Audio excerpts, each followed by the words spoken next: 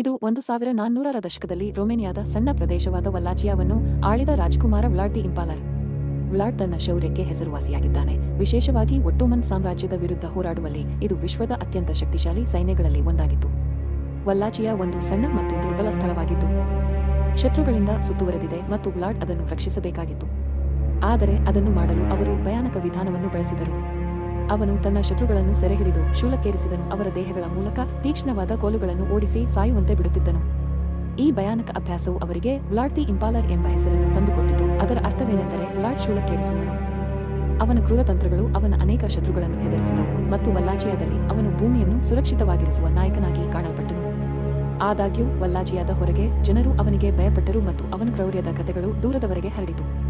ವ್ಲಾಡ್ the ಇಂಪಾಲರ್ ಅವರು ಹೀರೋವೇ ಅಥವಾ villain? ಅವರ ಕಥೆಯನ್ನು ಇಂದಿಗೂ ಹೇಳಲಾಗುತ್ತದೆ. ಇನ್ನೂ ಹೆಚ್ಚು ಮಿಸ್ಟರಿ ಮತ್ತು ಹಿಸ್ಟರಿ ಫ್ಯಾಕ್ಟ್ಸ್ಗಳಿಗಾಗಿ ಲೈಕ್ ಅಂಡ್ ಸಬ್ಸ್ಕ್ರೈಬ್ ಆಗಲು